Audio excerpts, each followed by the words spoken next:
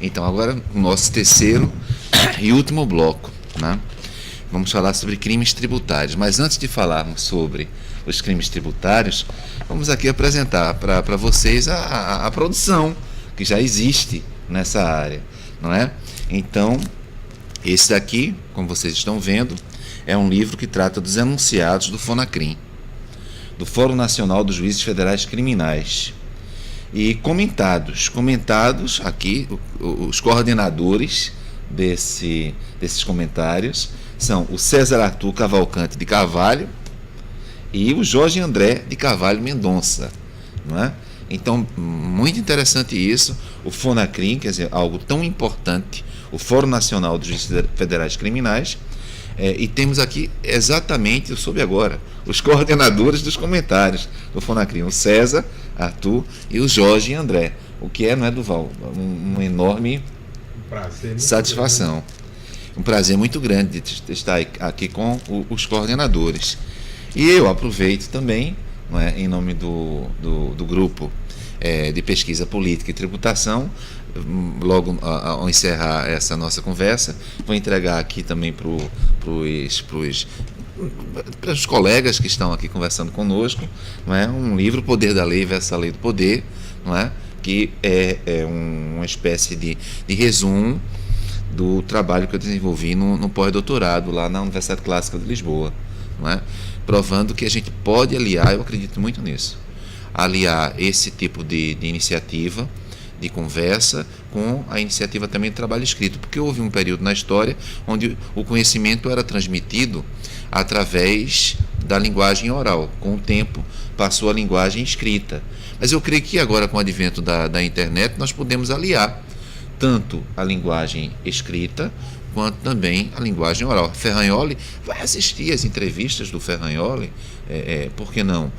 César Arthur, Jorge André, vocês estão escutando aqui, olha, vai e verifica os comentários que foram feitos em um livro.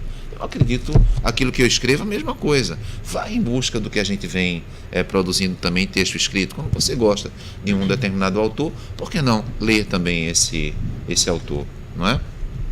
Então, em resumo, quero dizer que estamos aqui com César Arthur Cavalcante Carvalho, que é mestre em Direito pela Universidade Católica de Pernambuco, especialista também em Direito, Jorge André, que é mestre em Direito pela UFPE, especialista em Direito pela Universidade Federal Fluminense. Estamos aqui com o coordenador, não é, do curso de Direito da Universidade de Pernambuco, não é, um delegado especial aqui no estado de Pernambuco, enfim, um doutorando pela Universidade do Porto, de tal ordem que a gente tem que agradecer, né, é isso que eu faço, por ter a possibilidade de conversar com pessoas que se prontificaram a vir aqui sabendo que tem tantas atividades e mesmo assim colaborando com a manutenção, com o desenvolvimento do grupo de pesquisa política e tributação. E aí a gente vai começar a conversar um pouco sobre crimes tributários. Vocês poderiam dizer, mal, o grupo política e tributação, cadê os debates sobre os crimes tributários? Bom, e eu começo com uma referência que o Jorge uma vez fez aqui, sobre o princípio da insignificância. Por que é que o princípio da insignificância possui um matiz em relação aos crimes que não sejam crimes financeiro-tributários e um matiz diferente em relação aos crimes financeiro-tributários? No caso, o enunciado 25, ele diz que o mínimo abaixo disso não dá, seria insignificância, seria o necessário para ajuizamento da execução fiscal. Então, se estiver acima do necessário para ajuizamento da execução fiscal, não é insignificante, mas se estiver abaixo, é considerado insignificante. Só que o valor considerado para ajuizamento da execução fiscal está em torno de uns R$10 mil. E aí? Agora está em 20, né? Tem R$20 mil. Então significa que até R$20 mil é insignificante, o processo não vai à frente. Não há uma certa, aquela coisa da seletividade, não há uma certa simetria nisso, não? Queria que falasse um pouquinho. Bom, mais uma vez, boa tarde aos colegas aqui nesse terceiro módulo, né? E aqueles que estão nos ouvindo. Esse ponto é um ponto muito interessante, né? A gente já teve a oportunidade de conversar eu com o Hélio a respeito disso. E é mais um ponto no qual, pelo menos a última vez que eu vi, ainda existia uma divergência jurisprudencial, né? Uma divergência de precedentes aí, no caso, entre STF e STJ, porque enquanto um deles considera o valor de 10 mil, o outro considera o valor de 20. Né? Aí veja que interessante, né? O princípio da insignificância, segundo se entende, ele vai gerar a própria atipicidade da conduta, ou seja, aquela conduta nem é criminosa, né? Então, veja a situação do indivíduo, né? Bom, e aí? Se eu cometer um crime cujo valor seja de 13 mil reais, um crime não, uma conduta, né? Cujo valor seja de 13 mil reais, eu estou praticando um crime ou eu não estou praticando um crime? Depende. Se seu processo chegar em um lugar, você está. Se o seu processo chegar no outro, você não está. Né? Isso, para mim, é incompatível com a própria filosofia do princípio da legalidade, como eu tinha falado. Mas, especificamente no ponto que o Hélio colocou, e era isso que a gente, na verdade, vinha debatendo anteriormente, existe, na minha visão, uma diferença grande de tratamento para esse tipo de crime, né? Principalmente quando você o compara com os crimes patrimoniais, aqueles crimes da criminalidade clássica, né? Aquela criminalidade objeto lá do século XIX, por aquela época por lá, né? E lá na década de 40, quando surgiu a parte especial do nosso Código Penal, né? O enfoque, evidentemente, era na criminalidade clássica, não era na criminalidade dos tempos de hoje, né? E aí o que acontece? A previsão do Código Penal é de que, se um bem furtado, né, for de valor até um salário mínimo, na verdade, um salário mínimo parece ser a Constituição jurisprudencial, a lei fala de pequeno valor, né, e aí se entendeu na jurisprudência que esse pequeno valor seria considerado um salário mínimo, né, se ele for até um salário mínimo, ainda assim é crime, havendo apenas uma causa de redução de pena, né? Ou seja, o tratamento para criminalidade clássica é né? A insignificância para ele vai ser um valor bem menor do que um salário mínimo. Existe inclusive precedente a respeito disso também. Talvez você saiba o valor, não lembro exatamente, mas é bem abaixo de um salário mínimo para se considerar insignificante o furto, né? Mas quando a gente vai para os crimes tributários, aí o parâmetro é outro, né? Claro, é uma construção com base no valor que permite o ajuizamento de execução fiscal. Perfeito, é um critério. Mas veja, se você for analisar esse critério de forma sistemática, com critério utilizado para a prática dos crimes patrimoniais, a criminalidade prática, os crimes patrimoniais que eu digo, não lato sensu, né? Os crimes contra o patrimônio do Código Penal, criminalidade clássica, né? Que são aqueles crimes que a gente sabe que são praticados pelas pessoas que têm menos condição social, né? Dificilmente você vai ver uma pessoa de classe média ou classe alta cometendo furto, né? Embora se veja com uma certa frequência essas pessoas de classe média e classe alta cometendo crimes tributários, né? E é bom deixar claro que a gente está falando de crime tributário. Não é, obviamente, aquela mera inadimplência ou um equívoco no preenchimento do imposto de renda, que é normal. Mas não é isso, é crime, fraude, simulação, dolo. Exato, bem colocado esse ponto, né? Então acontece, na verdade existe uma distinção de tratamento, né? As pessoas que são de classe média e classe alta, que quando cometem crime dessa natureza vão para a área do crime tributário, né? Elas têm um tratamento de que a conduta não será criminosa se o valor subtraído for até 10 ou 20 mil reais, a depender do tribunal que venha julgar em última instância a questão. Mas se for uma pessoa pobre, aquela que comete o furto, a criminalidade clássica, né? Se a coisa subtraída for de valor até um salário mínimo, ainda assim haverá crime, né? Porque vai haver só uma causa de redução de pena. Mas se for num valor já irrisório, eu não lembro exatamente o valor que se entendeu para isso, mas eu tenho quase certeza que é abaixo de 100 reais, né? Aí sim é que incidiria o princípio da insignificância, e aí sim não haveria o crime. E aí eu coloco para o César, que é um juiz que está atuando, além dessa questão da insignificância, o seguinte: você pode pagar até o trânsito em julgado. E agora já estão surgindo jurisprudências que dizem que extingue a punibilidade com o pagamento, mesmo depois do trânsito em julgado. Será que nós não estamos sendo liberais demais, ou dito de outra maneira, forte com fraco e fraco com forte? Desenvolve um pouquinho isso. Veja, a questão é realmente de uma certa complexidade. É difícil até sintetizar em pouco tempo isso, até é uma questão que eu lido bastante e tenho algumas posições até pessoais sobre isso. O primeiro parênteses que eu faria é essa questão que o Jorge falou, a nossa teoria de precedentes, por isso que eu não acredito em nenhuma possibilidade de ela funcionar no penal, é porque há um repetitivo do STJ fixando 10 mil. Então a gente às vezes tem uma situação meio esquizofrênica, que como o Supremo diz que é 20, eu tenho seguido o Supremo, nem concordando não, mas o Supremo decidiu, em alguns precedentes, em habeas corpus, que é já uma coisa estranha, o Supremo decidiu que é 20 mil. Então, como o Supremo decidiu, eu tenho seguido 20 mil por achar que... Mesmo havendo recurso repetitivo. É o que acontece. Vai para o tribunal, até onde eu saiba, estava fixando os 20 mil também.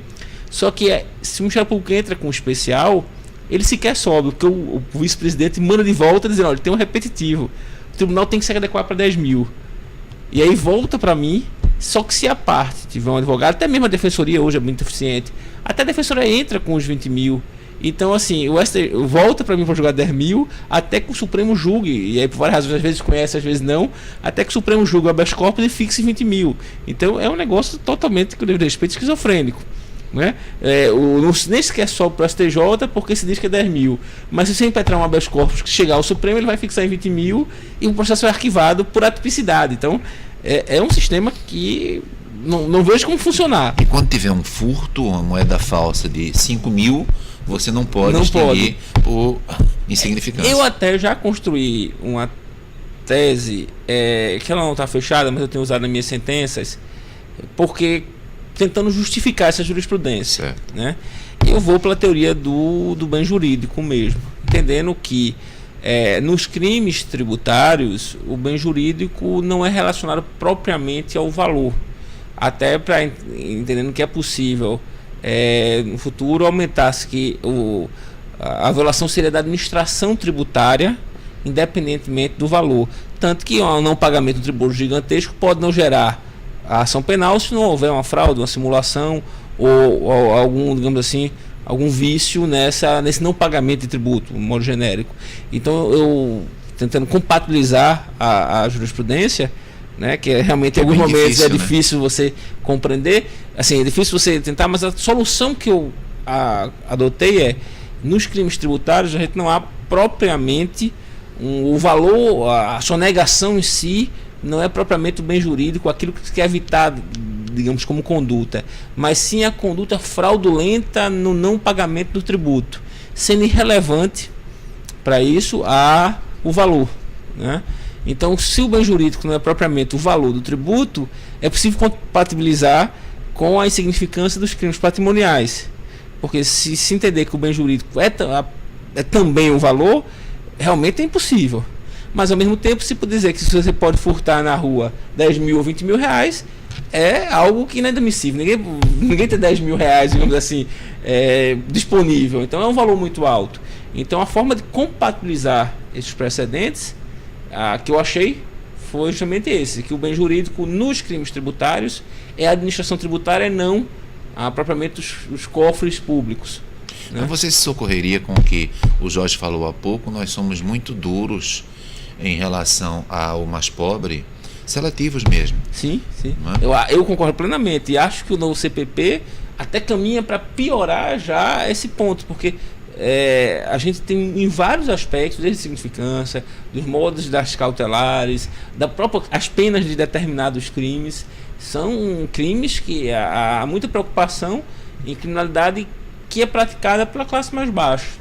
Não que esses crimes não tenham que ser punidos, obviamente têm que ser punidos, mas há uma certa tolerância com criminalidade, famoso colarinho branco, que nos últimos anos, talvez uns 10 anos ou até menos, com crimes organizados, a nova lei de lavagem, e já está tendo algum trabalho contra essas leis que para mim foram bastante modernizadoras no nosso sistema penal. Eu acho que a gente tolera muito o crime de uma classe mais alta. Você que está na área, eu pergunto, o Supremo Tribunal Federal parece que ainda não teve nenhuma condenação no caso da Lava Jato, não é ao contrário da primeira instância. Não teve nenhuma. Acho que teve denúncias recebidas, certo. Algumas poucas, mas condenação até onde eu saiba não ocorreu nenhuma. E essa questão da coisa julgada, não é? O pagamento a qualquer tempo, nós chegamos até a coisa julgada e agora parece que ultrapassamos a coisa julgada. O STJ, reiterando a jurisprudência de 2012, mas que estava um pouco esquecida, agora reafirmou que o pagamento, mesmo após o trânsito julgado, extingue a pena, né? Porque o pessoal está achando que seria mais punibilidade, mas propriamente em pena. Para mim é um grande retrocesso, né? E acho que se faz até chacota da jurisdição penal. Você espera transitar em julgado. Eu já tive casos assim que o próprio advogado disse: não, eu tô esperando, se o senhor condenar, eu pago, se o senhor não condenar, eu não pago. Não pode se dar assim, me parece que é ridicularizar a própria jurisdição penal. Não vou cumprir mesmo, eu vou escolher se eu pago, se depende da pena for fixada. Isso, acho que a jurisdição penal ela tem que ser efetiva, né? E você deixar que você espera recorrer todos os recursos possíveis, quando transitar em julgado, depois de chegar ao Supremo, transitou em julgado, porque nesses crimes tributários é muito comum, se os valores forem mais altos, que se chega até ao Supremo.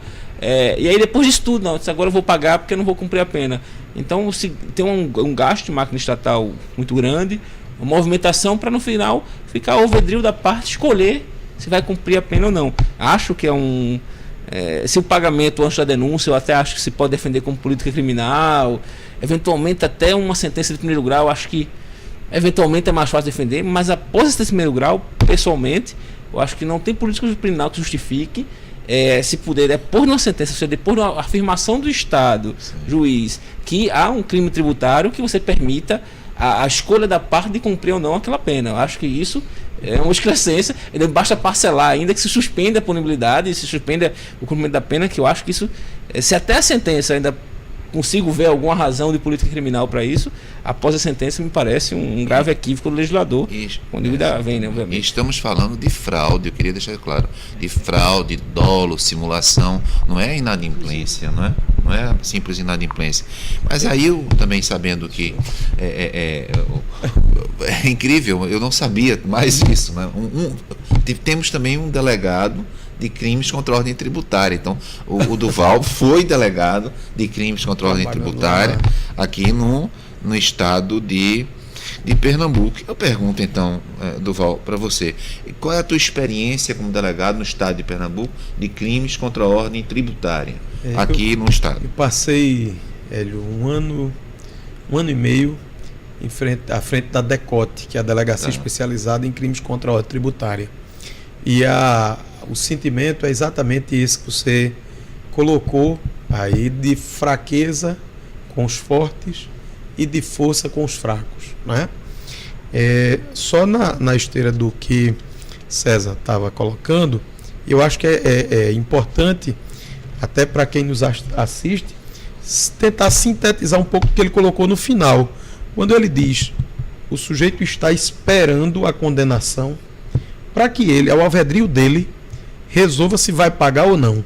É perigoso isso, porque chega a um ponto em que eu vou condicionar o pagamento de uma obrigação a uma condenação. Se alguém pode esperar a condenação do juiz criminal para poder pagar, por que é que eu, empresário, voluntariamente vou pagar o meu tributo?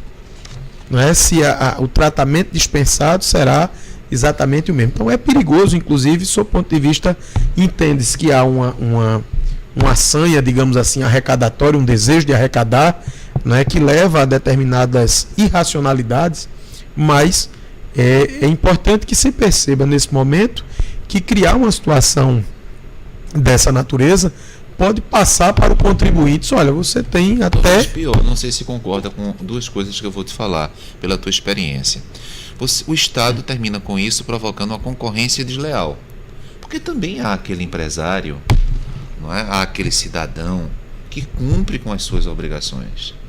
Então o Estado está, de algum modo, traindo o bom pagador. O bom pagador. E está estimulando o mau pagador a ter novas condutas delitivas similares àquela. Até porque ele imagina, eu normalmente não sou pego.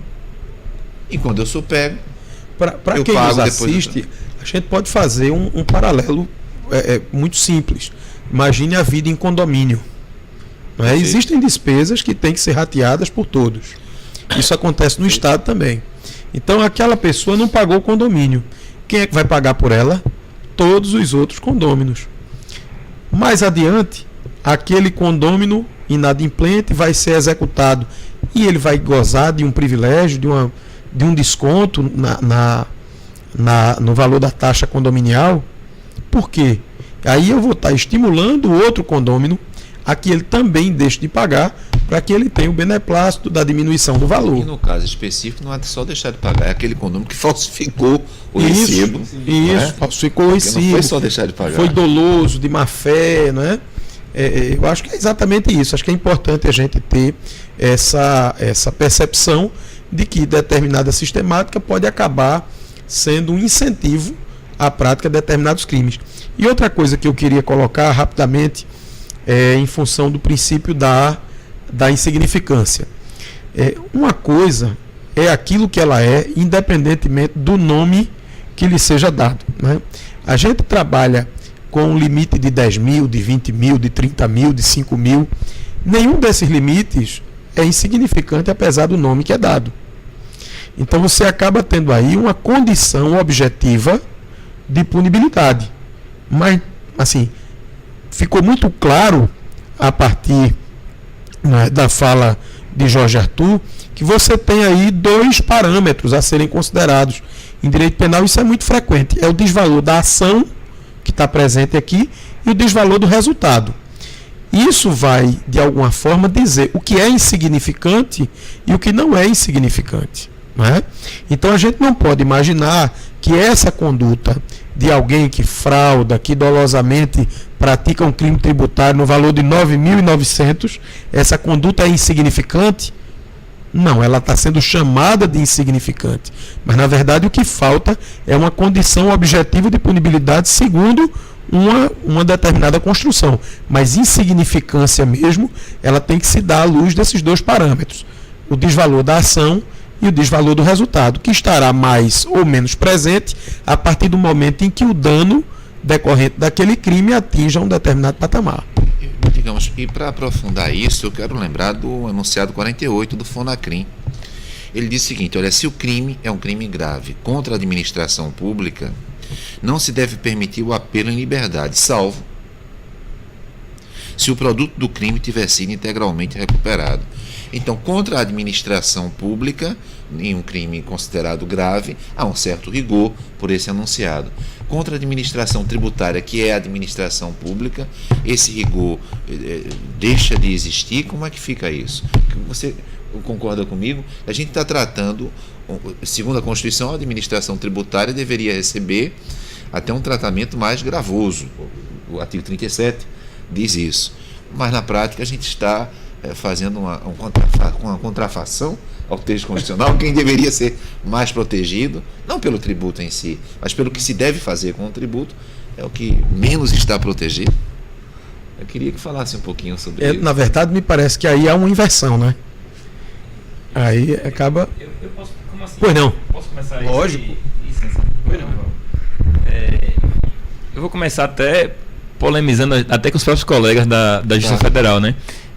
Esse enunciado aí, eu não participei desse Fonacrim especificamente.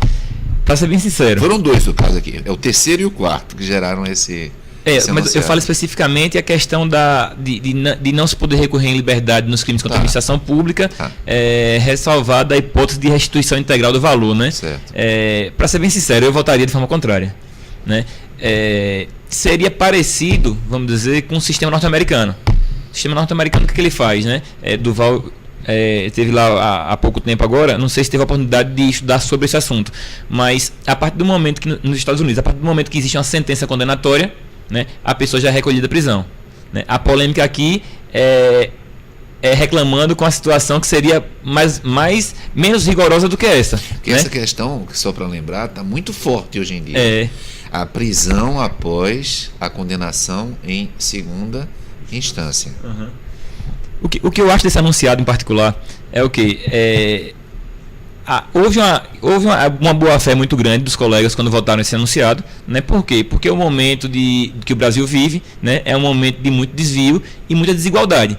E é óbvio que uma das grandes causas da desigualdade são os desvios de dinheiro, né? É óbvio porque o dinheiro deixa de chegar na escola, deixa de chegar nos hospitais, né? E isso vai gerando desigualdade maior, né? A intenção, eu acho até que é boa, né? O problema é que aí já é uma questão de previsão legal ou não, né? Essa previsão legal de prisão, mesmo nos crimes graves contra a administração pública, caso não haja restituição integral do prejuízo causado, ela não existe, data venha, né? E aí eu já acho que não dá para fazer. A questão para mim, até tocando no ponto da presunção de inocência, não é de presunção de inocência ou não. A questão, até porque eu não vou entrar nesse ponto, porque é uma outra questão polêmica e complicada, né? Ela dogmaticamente, filosoficamente, é uma questão mais profunda do que se costuma colocar. Não é uma questão tão simples assim. Mas o fato é que, nesse caso concreto, a prisão decorrente de sentença condenatória em primeiro grau, ela não existe no Brasil para nenhuma situação. Seja para crime de homicídio, seja para crime contra a administração pública, seja para crime tributário, seja para crime contra o patrimônio, né? Salvo se, né, e aí não é uma prisão automática mais, houver requisito para preventiva, que aí é outra história. Então tu entendes que nós estamos protegendo demais a administração pública nesse enunciado. Ela não mereceria essa proteção. É isso? Você me permita. Eu acho que o que ele está colocando não é que a administração não mereça a proteção. É que o acusado não deve arcar com um encargo que não está previsto na lei. Isso. Não é? Eu acho que o sentido do que foi colocado na esteira desse pensamento. Inclusive, quando eu comecei a dizer, eu acho que houve uma inversão. A inversão está exatamente colocada. Você estabeleceu, a partir de um raciocínio inverso, não é, um excesso punitivo sob o manto de uma proteção à administração pública. Eu penso que tenha Mas sido nos isso. Estados Unidos, e na França, após a decisão em primeira, Na Inglaterra também, são bem graves. Também. Quatro outros sistemas. os países dos países da OCDE, portanto mais de 30, não é? Apenas o Brasil estava sem promover a prisão após a segunda instância. E em processos que Atualmente- normalmente são mais rápidos, né? Sim. Nós- Que aí é um nós- ponto importante. Sim. Em processos que normalmente são mais céleres do que os nossos. A gente, inclusive, Posso pouco citar antes... um exemplo que é bem concreto? O caso José Sócrates, em Portugal, não é? Que está em pleno desenvolvimento. Semana passada, no antepassado, não tem 15 dias, foi oferecida a denúncia, não é? E, portanto, esse tema é um tema que vem crescendo mundialmente. O que é que vocês acham?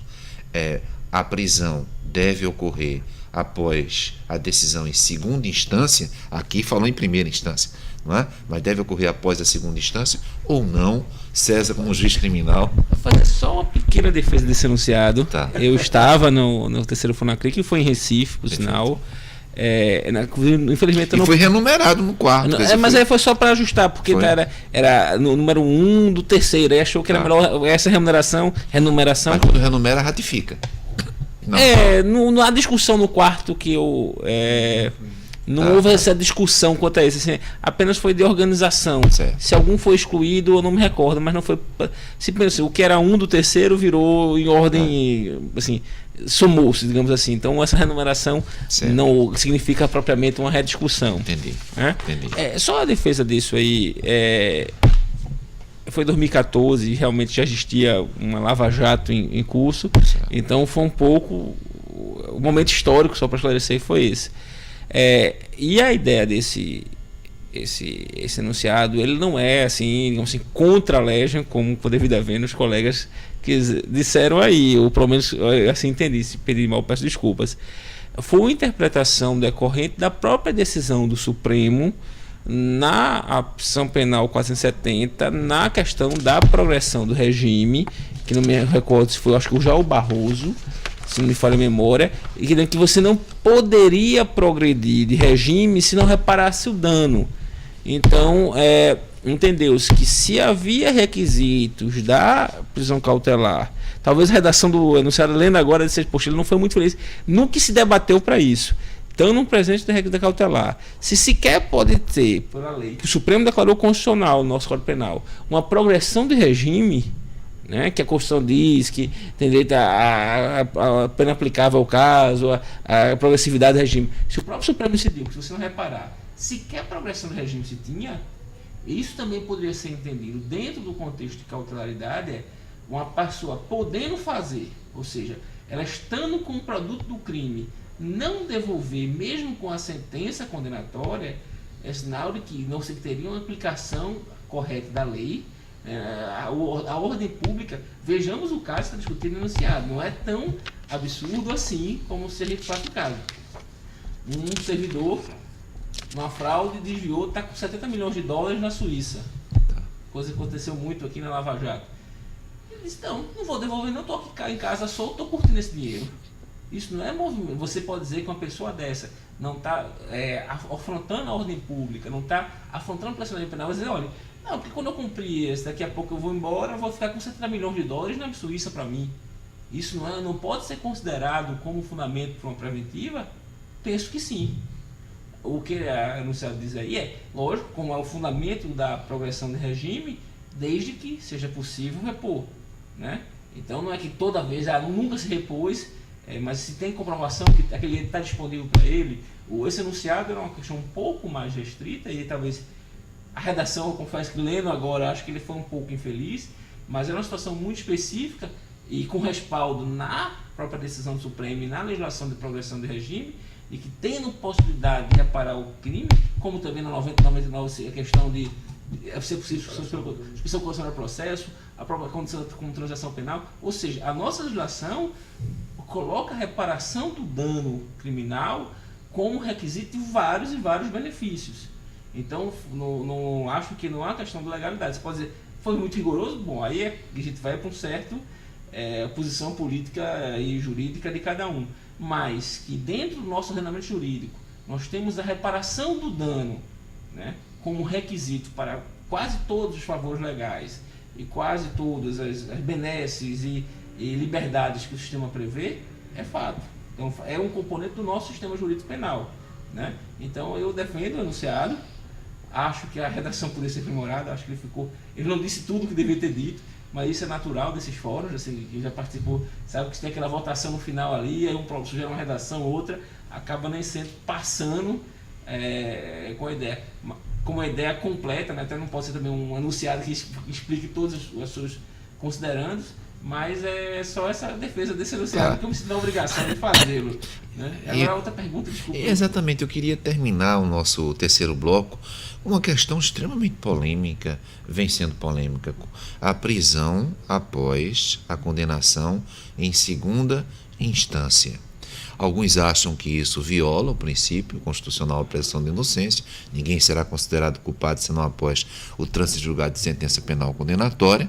Outros acham que não, que o princípio da presunção de inocência existe em vários outros países, e nesses países, aliás, de onde esse princípio chegou a vir, existe sim a prisão após a condenação em primeira instância, ou mesmo em segunda instância, chegando ao ponto de, entre os países da OCDE, mais de 30, os desenvolvidos, o Brasil ocupar lugar isolado, quando não determinava, porque houve uma mudança de jurisprudência do Supremo, quando não determinava a prisão após a segunda instância. Atualmente, por 2 vezes, o Supremo Tribunal Federal chegou a concluir pela necessidade pela prisão após a condenação em segunda instância, mas parece que o assunto vai ser retomado pela 3ª vez no próprio Supremo, o que de algum modo denuncia a nossa insegurança jurídica, não é? Eu queria escutar vocês, o que é que vocês pensam disso? Estou com o microfone, já falo pela última vez aqui, já até agradeço o convite, né? Vamos já despedir aqui também essa última manifestação. Eu acho que 2 aspectos têm que ser considerados nesse sistema, né? Dessa questão. Que de fato nenhum país civilizado do mundo exige mais de 2 instâncias para se cumprir uma pena. Então acho que o Brasil, não é possível que só o Brasil esteja correto e o mundo todo errado, né? Mas isso eu acho que não é o único argumento possível. Eu acho que a interpretação literal que se pretendeu da Constituição nunca foi a melhor, né? E acho que a função do judiciário é interpretar a norma dentro de uma realidade que nós vivemos. Então, acho que me parece muito claro que o que a Constituição quis dizer ao prever o trânsito julgado como condição de pena é transjugando nas instâncias ordinárias. Você está acrescentando a norma. Não, eu estou interpretando a norma dentro de um sistema complexo como é o nosso sistema. E ainda mais da forma como nosso judiciário funciona, né? Até mesmo a concepção da Constituição era... A lentidão do judiciário produziria impunidade. Exatamente. Acho que você não pode interpretar essa norma afastando do que ela significa para o nosso sistema.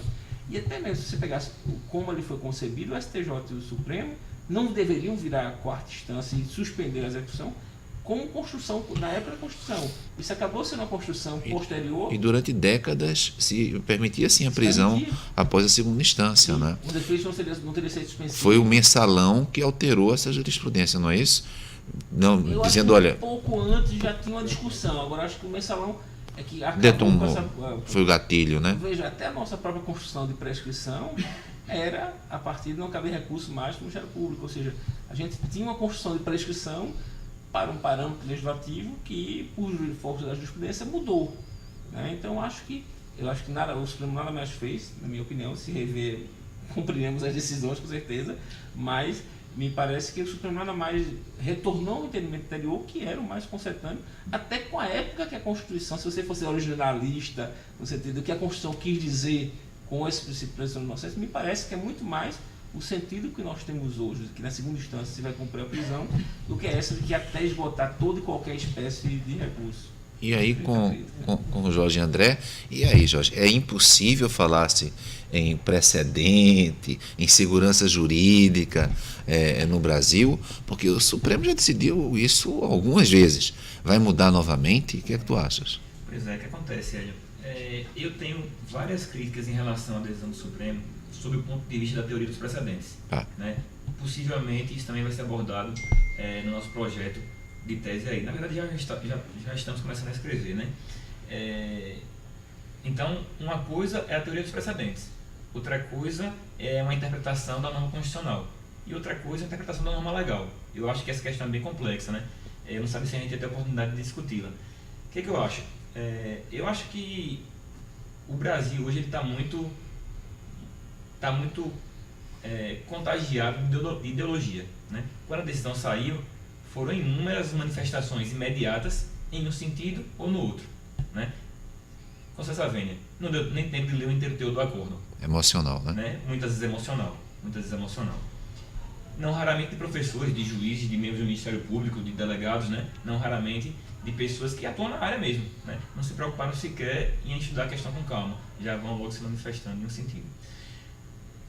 A despeito das minhas críticas em relação à teoria dos precedentes, o que eu acho em relação ao tema, e é por isso que eu tenho falado que a questão é bem complexa, é que o princípio da presunção de inocência, ele tem várias vertentes, né?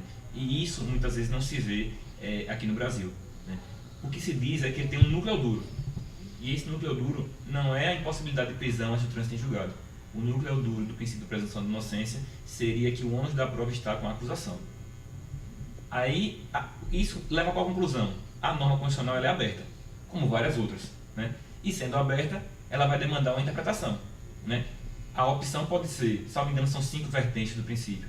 A interpretação constitucional pode ser de adoção apenas da primeira, do núcleo duro, de 2, de 3, de 4 ou de 5. A quinta chegando à possibilidade de prisão antes do trânsito em julgado da sentença penal condenatória, né? Qual o grande problema disso? Se se adotar essas 5 vertentes como a interpretação constitucional brasileira, não é possível prisão cautelar antes do trânsito em julgado da sentença penal condenatória, né? Porque aí vai dizer, mas ela é cautelar. Sim, espera. Ou pode a prisão antes do trânsito em julgado da sentença penal condenatória, ou não pode a prisão. Aí vai se dizer, não, mas a prisão cautelar ontologicamente pode. Ontologicamente para quem? Aí é mais filosófico do que dogmático, né? Aí é simplesmente uma opção sua. Só que é uma opção que não está na Constituição. Porque não existe nenhum artigo na Constituição, nenhuma norma na Constituição brasileira que diga que a prisão provisória é possível desde que ela tenha natureza cautelar. Ou que nenhuma prisão antes do trânsito em julgado é possível, salvo se ela tiver natureza cautelar. Não existe isso. E existe um outro inciso que normalmente as pessoas esquecem de ler, né? Talvez passe batido mesmo, simplesmente não, na verdade esqueça da sua existência, que é aquele que diz, não vou falar ipsiliteris porque eu não sei a decorar da redação, mas é que ninguém será levado à prisão ou nela mantido, salvo quando a lei permitir liberdade provisória com ou sem fiança. Ou seja, de quem é a decisão? É da lei. A interpretação da presunção de inocência no Brasil foi dada pela própria Constituição no outro inciso, que excepciona uma regra geral, se for o caso, né? Ela diz o quê? O que eu interpreto como presunção de inocência não é a impossibilidade de prisão antes do trânsito em julgado. Por quê? Porque isso quem vai resolver, segundo eu mesmo estou dizendo, é a lei, né? E aí eu acho até que o Supremo se cedeu. Porque se é a lei que vai resolver, a questão não é constitucional. né? Embora, como você já falou, o problema dos precedentes, né? A decisão primeira foi em habeas corpus, depois teve a OD6, e aí já é outro problema, né? Mas na origem foi em habeas corpus, né?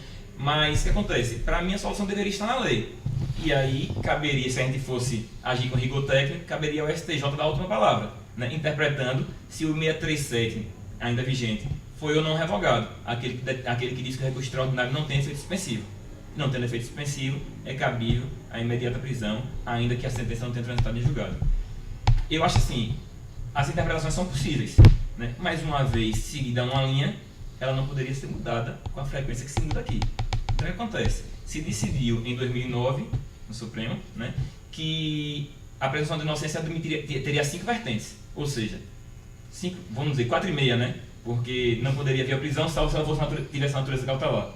Então, na verdade, seria uma Constituição brasileira, né?